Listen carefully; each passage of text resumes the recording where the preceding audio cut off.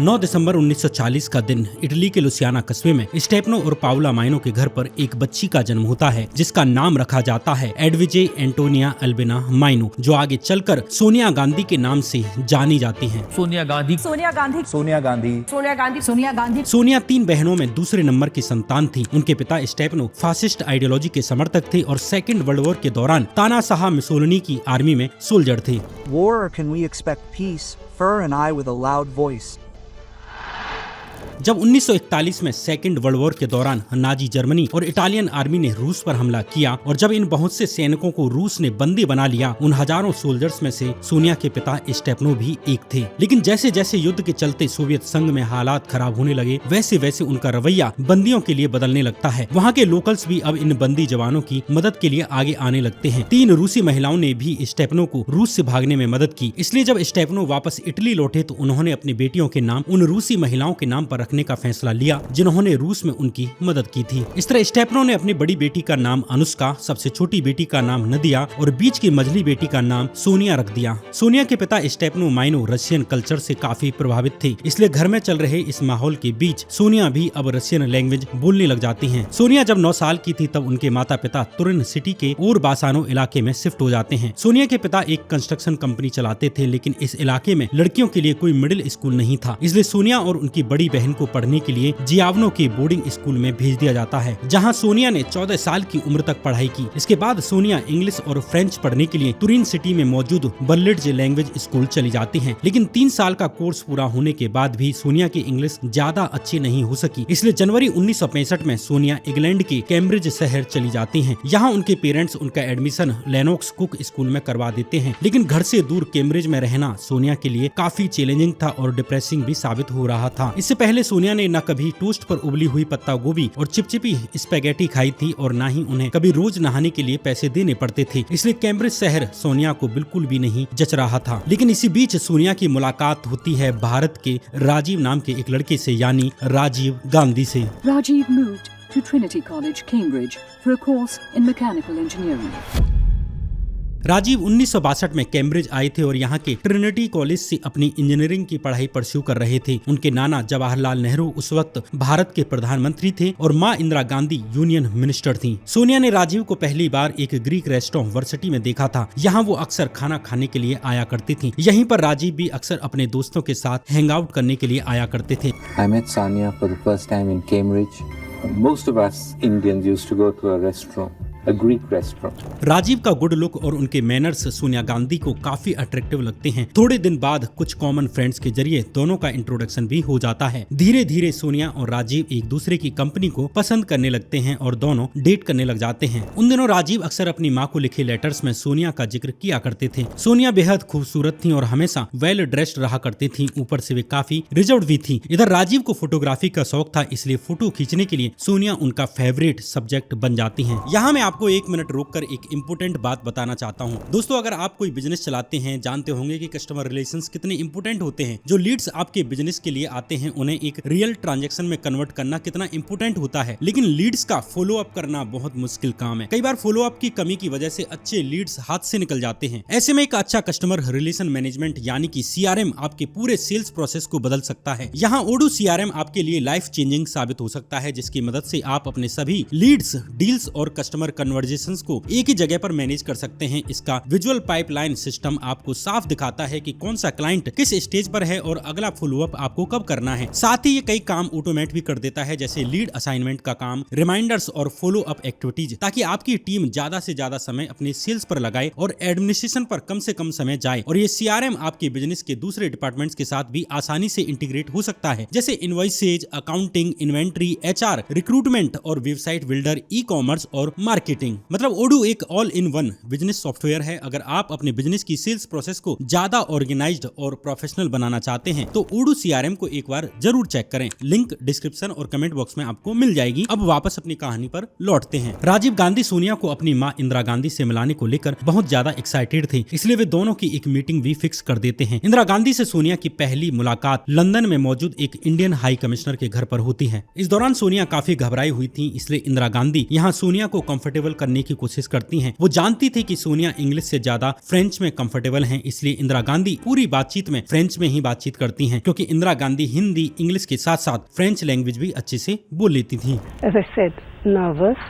I couldn't speak English very well, very much at that time, and so she conversed with me in French.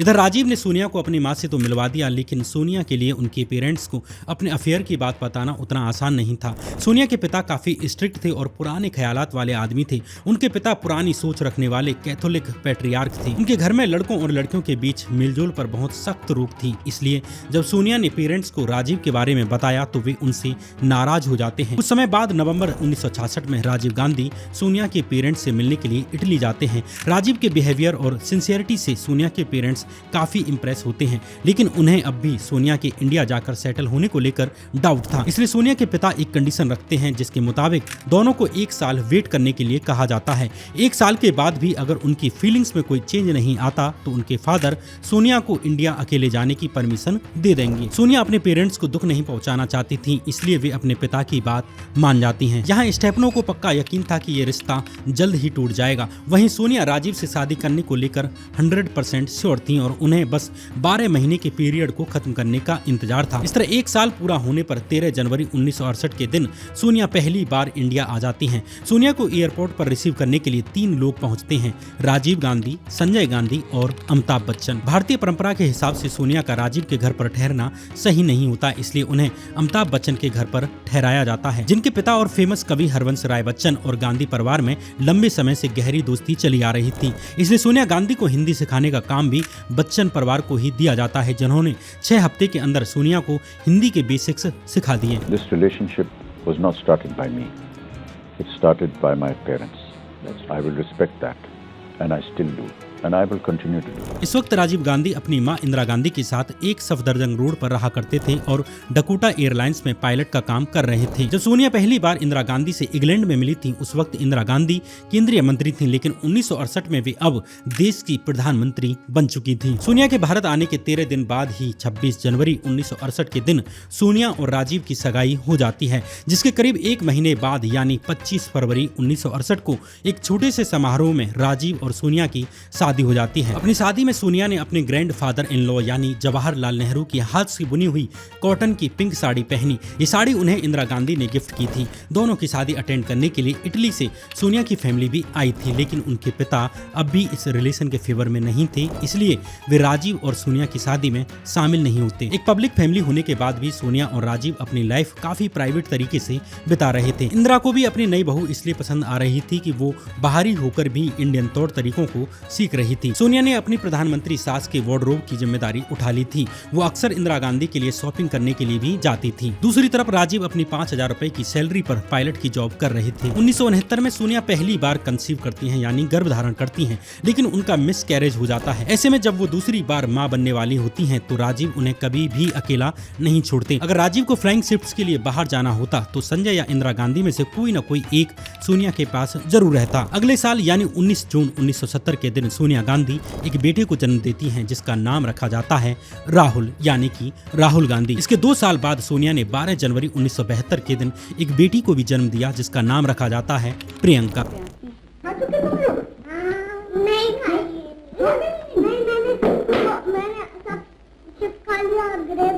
इधर संजय गांधी मेनका गांधी से शादी कर लेते हैं। उस वक्त मेनका की उम्र महज 17 साल की थी और वे कॉलेज में पढ़ने के साथ साथ एक मैगजीन में भी काम करती थी। मेनका के लिए एक सफदरजंग रोड का एक्सपीरियंस सोनिया से काफी अलग था। जहां सोनिया बहुत जल्द घर और फैमिली में एडजस्ट हो जाती हैं, वहीं मेनका के लिए थोड़ी मुश्किलें होती हैं। सोनिया और मेनका की पर्सनैलिटी काफी डिफरेंट थी। दोनों के बीच झगड़े नहीं होते थे, लेकिन उनके बीच एक अच्छा रिलेशन भी कभी डेवलप नहीं हो सका। इन दिनों गांधी परिवार के भीतर ही नहीं बल्कि बाहर भी बड़े बदलाव हो रहे थे, जैसे आपातकाल की घोषणा होना, आपातकाल के बाद चुनावों में कांग्रेस की हार होना और जनता पार्टी की जीत होना। इस वक्त गांधी फैमिली के खिलाफ लोगों में इतना गुस्सा था कि इंदिरा गांधी को अपने बच्चों और अपने परिवार की चिंता सता रही थी। इधर पड़ोसी मुल्क बांग्लादेश में राष्ट्रपति शेख मुजीबुर रहमान के पूरे परिवार की हत्या कर दी जाती है, इसलिए गांधी फैमिली ज्यादा चिंता में थी। पहली बार सोनिया प्राइम मिनिस्टर की फैमिली से जुड़े होने के खतरे को महसूस कर रही थी। वहीं गांधी फैमिली को एक सफदरजंग रोड वाला बंगला भी खाली करना पड़ता है। ये नया घर पहले से छोटा था और अब उनके पास सरकारी स्टाफ भी नहीं था। इंदिरा अपनी पॉलिटिकल मीटिंग्स में व्यस्त थीं और मेनका गांधी पॉलिटिक्स और मैगजीन के काम में बिजी रहती थीं,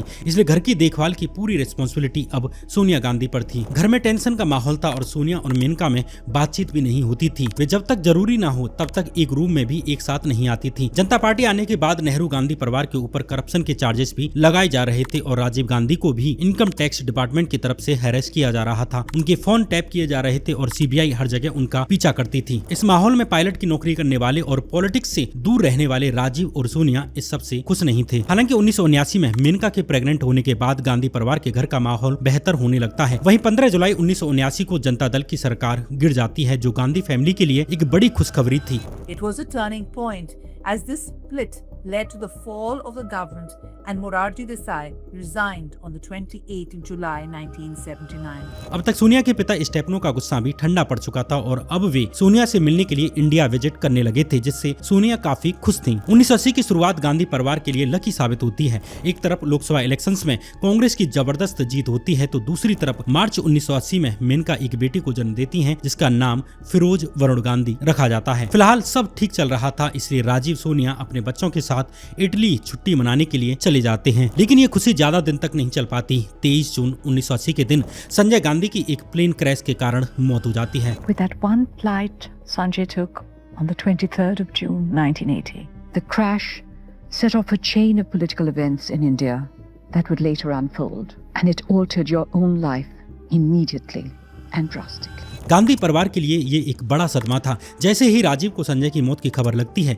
वे तुरंत इटली से वापस इंडिया लौट आते हैं। इंदिरा संजय को अपना राजनीतिक वारिस अनाउंस कर चुकी थीं, लेकिन अब किसी न किसी को संजय की जगह भरनी थी, इसलिए राजीव का नाम आगे किया जाने लगता है। लेकिन सोनिया इसके पक्ष में बिल्कुल भी नहीं थी कि राजीव पॉलिटिक्स ज्वाइन करें। इसके पीछे सोनिया के गांधी परिवार में रहते हुए के अनुभव थे। फिर भी एक साल तक सोनिया के ना नुकुर करने के बाद भी और दबाव डालने के बाद भी राजीव ने पॉलिटिक्स ज्वाइन करने की घोषणा कर दी। Until a year later, he finally decided to enter the political arena.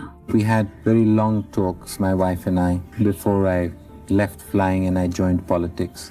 She was not too happy about it. Sonia इस फैसले से इतनी दुखी थी कि वे 4 दिन तक अपने कमरे से बाहर नहीं निकलती और रोती रहती हैं। उधर मेनका इंदिरा गांधी के डायनेस्टी पॉलिटिक्स के फेवर में नहीं थी। मेनका मानती थी कि उनके पति संजय की लेगेसी के वारिस कोई और नहीं बल्कि वे हैं। इधर मई 1981 में राजीव गांधी ऑफिशियली कांग्रेस पार्टी के मेंबर बन जाते हैं। इंदिरा चाहती थी कि राजीव सोनिया ग्रामीण इलाकों से अपनी राजनीति की शुरुआत करें, इसलिए वे अपने पॉलिटिकल एडवाइजर ML फोतेदार को खास इंस्ट्रक्शन देती हैं कि जब भी राजीव ग्रामीण इलाकों में जाएं तो सोनिया भी उनके साथ हों। राजीव के लिए उनके भाई संजय गांधी की कॉन्स्टिट्यूएंसी अमेठी फाइनल की जाती है, जहां से संजय गांधी लोकसभा जीतकर आए थे और जहां अब दोबारा से बाई इलेक्शन होने थे। इसलिए अब जब जब राजीव गांधी अमेठी जाते तो सोनिया भी उनके साथ जाया करती थी। बहुत पुराने वायदे थे, संजय के नहीं, उसके पहले इंदिरा जी के नहीं, लेकिन उससे भी पहले मेरे पिता फिरोज गांधी जी के वायदे, और तब से लेके आज तक जो काम हो रहा है एक तरह से उनके वायदे पूरे करने पर हो रहा है।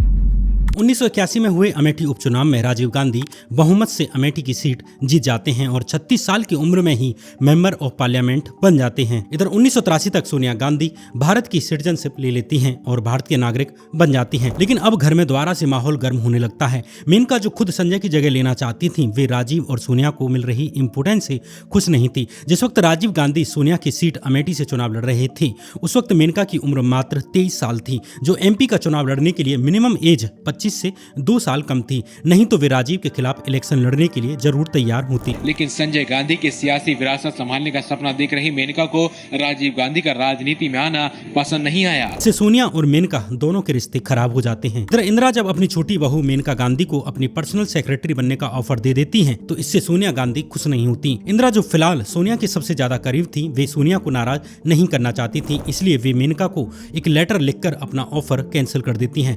She asked me if I would be her secretary, and I was so grateful. Other members of the family said, well, if you're going to make her your secretary, then we'll leave. Maneka की गांधी परिवार के भीतर ही competitive spirit से इंदिरा गांधी भी ज्यादा खुश नहीं थी, इसलिए धीरे धीरे मेनका को साइडलाइन किया जाने लगता है। मेनका अपने पति संजय के लॉयलिस्ट लोगों के साथ मिलकर अपना ग्रुप बना रही थी, इसलिए इंदिरा अब मेनका को एक आउटसाइडर की तरह देखने लग जाती हैं। आखिरकार मेनका के बागी तेवर के चलते उन्हें घर छोड़ने के लिए कह दिया जाता है। इस तरह हाई वोल्टेज ड्रामा के बीच मेनका गांधी इंदिरा के खिलाफ एक प्रेस रिलीज जारी करके वरुण के साथ घर छोड़ देती हैं। And then I had nothing to do. I didn't know whether I could stay in the house. I didn't know whether to leave the house.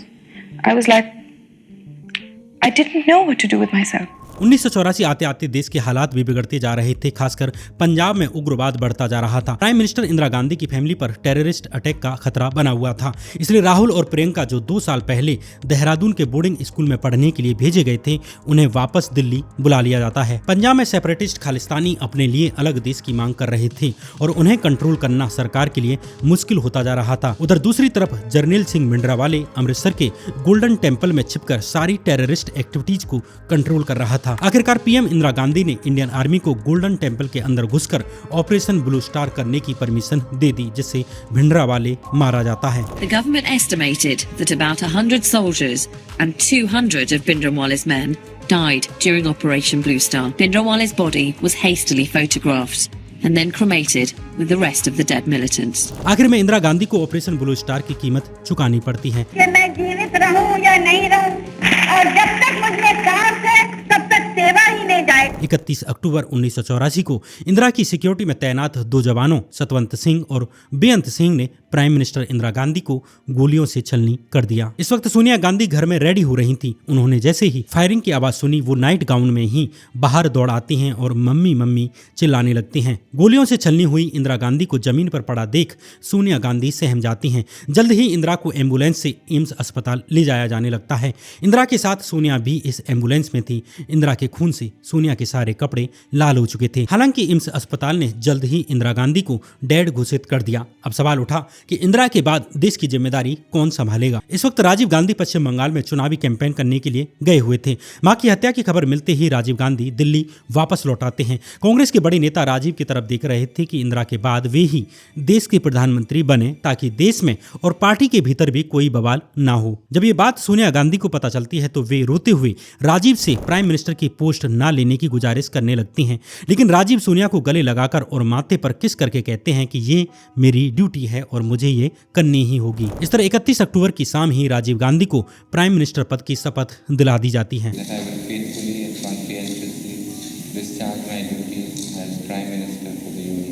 इसी के साथ दिसंबर 1984 में दोबारा से लोकसभा इलेक्शन की घोषणा कर दी जाती है। लेकिन इस बार राजीव के सामने अमेठी सीट पर कोई और नहीं बल्कि उनकी अपनी भाभी मेनका गांधी थी, जिनके चुनाव लड़ने की एज अब तक पूरी हो चुकी थी। अपने बेटे वरुण को गोद में लिए मेनका गांधी ने अमेठी में जोरदार प्रचार किया। मगर मेनका ने पूरे जोश के साथ लड़ाई लड़ी। वो खुली जीप में गांव-गांव घूमी, कहती थी राजीव जी आप देश की फिक्र करें, अमेठी मेनका पर छोड़। लेकिन इंदिरा गांधी की हत्या के बाद चारों तरफ सिर्फ कांग्रेस की ही हवा थी, इसलिए राजीव ने अमेठी सीट को आसानी से जीत लिया। 1984 के नतीजे राजीव ने 84% वोटों के साथ मेनका को करारी शिकस्त दी। इसी के साथ पूरे देश में कांग्रेस की बड़ी जीत होती है और राजीव गांधी दूसरी बार देश के प्रधानमंत्री पद की शपथ ले लेते हैं। I, Rajiv Gandhi, may be required for the due discharge of my duties as Prime Minister. इधर सोनिया का ज्यादा समय घर पर ही बीतता। उन्हें इंदिरा गांधी की हत्या का सबसे ज्यादा सदमा लगा था। सोनिया को अपने पति राजीव की सेफ्टी की भी चिंता लगी रहती थी। हालांकि जब भी राजीव ग्रामीण इलाकों में जाते तो सोनिया गांधी भी उनके साथ जाती थी। इस दौरान सोनिया अपने सर को साड़ी के पल्लू से ढक लेती थी ताकि वे भारतीय रीति रिवाज का ध्यान रख सकें और उसकी रेस्पेक्ट कर सकें। रैलियों और सार्वजनिक जगहों पर हमेशा साड़ी में नजर आने वाली सोनिया गांधी जब जनता के बीच उठती हैं, तो हमेशा उनका सर पल्लू से ढका होता है। इधर मार्च 1985 में गृह मंत्रालय प्रधानमंत्री राजीव के लिए नया घर अलॉट कर देता है। ये नया घर 7 रेस कोर्स रोड पर था। पहली बार इस नए घर में फैमिली की प्राइवेसी पर ध्यान दिया गया था। इस बारे में राजीव गांधी एक इंटरव्यू में बताते हैं कि सोनिया को लगता है कि उनकी फैमिली लाइफ का कुछ हिस्सा छीन लिया गया है, इसलिए जो कुछ भी अब उनके पास बचा है उसे लेकर वे बहुत ज्यादा प्रोटेक्टिव हैं। Sonia is a very private person. She doesn't like the limelight. She doesn't like the publicity that political life has, and she just doesn't want to be involved in all that. इसी बीच 2 अक्टूबर 1986 के दिन राजीव गांधी पर जानलेवा हमला होता है। Rajiv Gandhi Sonia, president और दूसरे ऑफिशियल्स के साथ महात्मा गांधी की जयंती पर उनके समाधि स्थल पर आयोजित एक प्रार्थना सभा में शामिल होने के लिए गए थे। तभी उन पर एक सिख युवा करमजीत सिंह ने फायरिंग कर दी। हालांकि इस फायरिंग में राजीव गांधी बाल बाल बच जाते हैं, लेकिन इस बार सोनिया ने अपने सबसे बड़े डर को अपनी आंखों के सामने लगभग सच होते हुए देखा था, जिससे सोनिया और ज्यादा डर जाती हैं। इस घटना के एक साल के अंदर ही 30 जुलाई 1987 को एक बार फिर श्रीलंका में ऑफिशियल ट्रिप पर गए राजीव गांधी पर हमला हो जाता है। PM Rajiv Gandhi Indo Sri Lanka agreement पर साइन करने के लिए श्रीलंका दौरे पर गए हुए थे। तभी एक श्रीलंकन सेलर ने अपनी राइफल के बट से राजीव गांधी पर हमला कर दिया। इस हमले में राजीव के कंधे पर चोट आती है, हालांकि उन्हें जान माल का नुकसान नहीं होता। The ever-looming possibility of death.